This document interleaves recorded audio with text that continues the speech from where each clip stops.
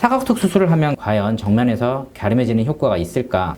생각보다 정면에서 갸름해지는 효과를 많이 얻을 수 없다는 걸 알 수가 있어요.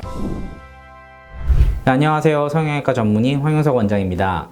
오늘은 윤곽수술 중에서 사각턱 수술에 대해서 말씀을 좀 드려볼게요. 윤곽수술을 하면 갸름한 얼굴을 얻을 수 있을 거라고 생각하고 수술을 결정을 하시는데 실제로는 그렇지 않은 경우들이 꽤 많이 있어요. 그렇기 때문에 어떤 수술을 어떻게 해야지 내 얼굴이 진짜 갸름해지는지 이거를 오늘 설명을 드리려고 합니다. 자, 여기 환자분의 CT 사진이 있습니다.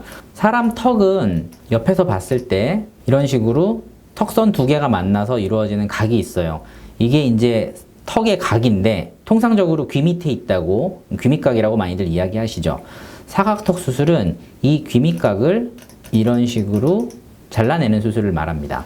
그러니까 많이 도드라져 보이고 각이 많이 져 있고 얼굴이 큰 경우에 이 각을 지금처럼 제거해서 얼굴 옆모습에서 봤을 때 옆라인이 변하게 해주는 수술을 말해요. 그런데 사각턱 수술을 하면 과연 정면에서 갸름해지는 효과가 있을까?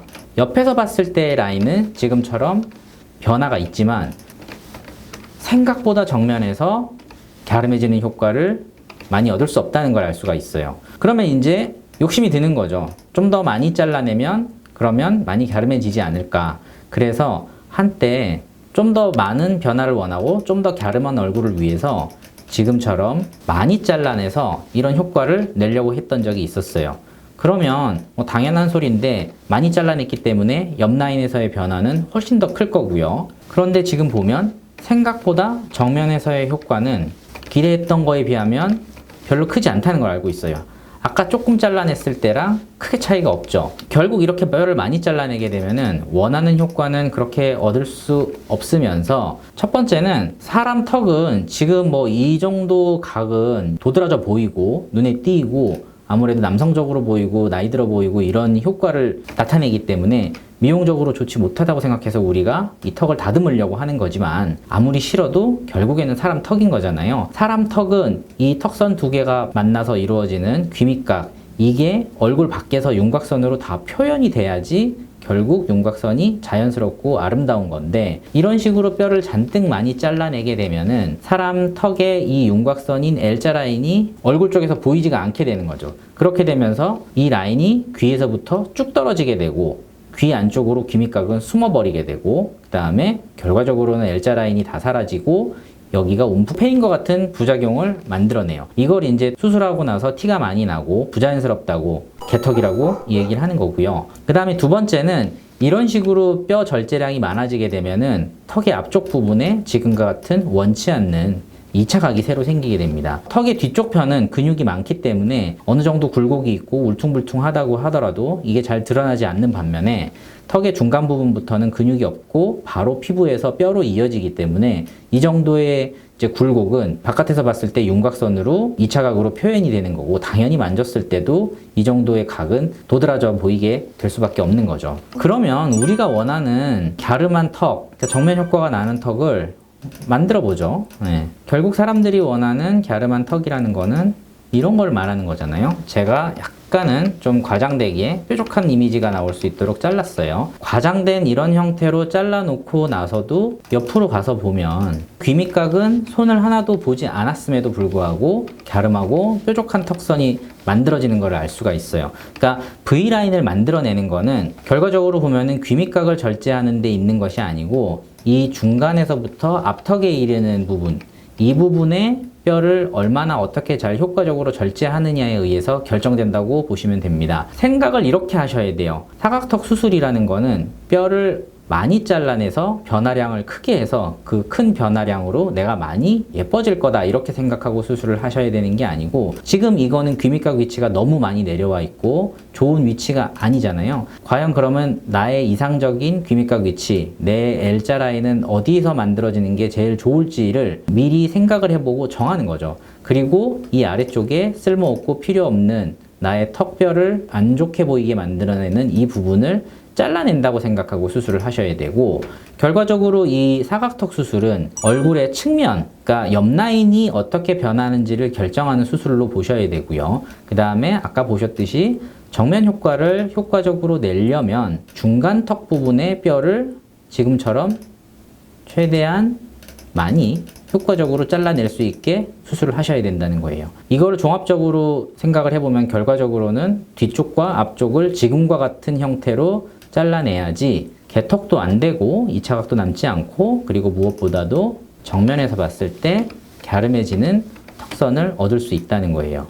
그리고 추가로 정면 효과를 낼 수 있는 수술이 있는데, 사람의 턱은 보면 지금처럼 뼈가 꽤 폭이 두꺼운 편이거든요. 바깥쪽 겹이 있고 안쪽 겹이 있어요. 이걸 외피질, 이걸 내피질골이라고 이야기를 하는데, 참고로 말씀드리면은 우리가 이제 손상시키지 않아야 되는 이 신경선은 외피질 쪽이 아니라 내피질 쪽에 바싹 붙어서 주행을 하게 됩니다. 우리가 이 바깥쪽에 있는 외피질 뼈를 효과적으로 이런 식으로 잘 갈아내서 다듬어 줄 수 있다면, 그러면 신경은 손상시키지 않으면서 정면에서 봤을 때 이런 식으로 효과적으로 갸름해지는 얼굴 라인을 추가로 얻을 수가 있다는 거죠. 이게 흔히들 얘기하는 피질절골술이고요. 피질절골 수술은 지금 보시다시피 이 가운데 턱뼈, 그러니까 중간 턱 부분에서 시행을 할 수도 있고, 턱의 각쪽이죠. 각부, 그러니까 사각턱이 위치해 있는 이 각부 쪽까지 포함해서 시행을 할 수도 있습니다.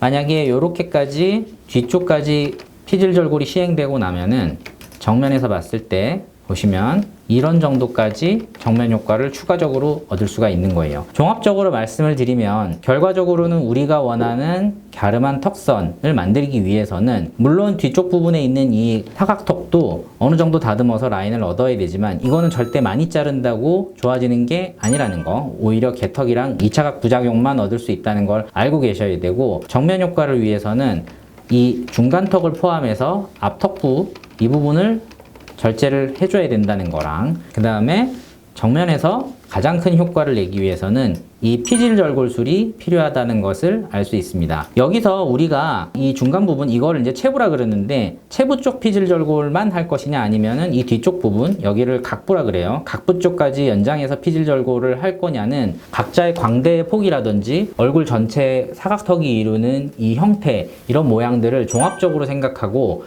비율을 보고 판단을 해야지, 무조건 나는 정면 효과를 크게 얻고 싶으니까 체부랑 각부까지 다 하겠다 이렇게 생각하시면 안 된다는 점도 알고 계셔야 돼요. 그리고 피질절골이 생각보다 정면 효과가 굉장히 강하게 나오기 때문에, 만약에 내가 얼굴이 전체적으로 좀 크거나 아니면 비율적으로 봤을 때 광대 부분이랑 턱 부분에 비율 차이가 심하게 나지 않는 경우에, 만약에 피질절골만 단독으로 시행하게 된다? 그럴 때는 상대적으로 이제 무게가 위쪽으로 확 실리면서 광대가 커 보이거나 아니면 두상이 커 보이는 이런 문제를 낳을 수도 있어요. 따라서 피질절골을 시행할지 말지 여부에 대해서는 전문가가 판단해서 결정하는 게 중요하다고 하겠습니다. 자, 방금 보셨던 이제 환자분의 수술 전후 사진인데요. 보면은 정면에서 봤을 때 굉장히 갸름한 턱선을 CT상으로도 확인을 할 수가 있어요. 당연한 소리인데, 옆으로 돌렸을 때 이 귀밑각의 위치는 귀 바깥에 위치해 있어야 되고, 이런 식으로 L자 라인이 확실하게 만들어져 있어야지 흔히들 얘기하는 개턱을 만들어내는 부자연스러운 그 수술한 티 나는 부작용, 그걸 안 만들어낼 수 있다는 거죠. 실제 수술 전후 사진을 보시면은 이런 정도까지 갸름한 라인을 만들어낼 수가 있어요. 아까 설명드렸다시피 이 환자분 같은 경우에는 아래촉턱이 굉장히 넓게 위치해 있고, 보면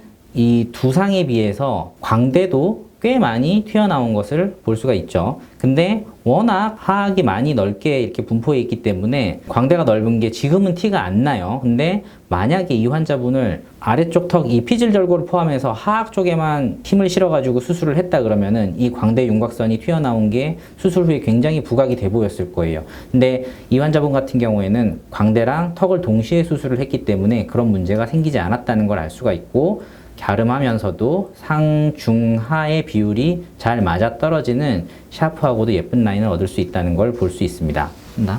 되고 있는 건가?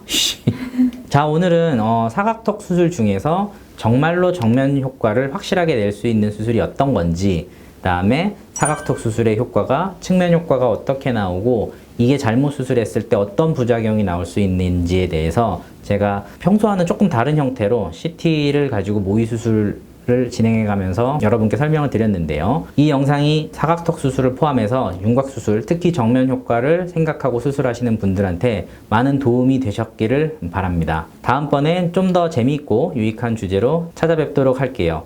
좋아요와 구독 잊지 마시고 다음 시간에 뵙겠습니다. 감사합니다.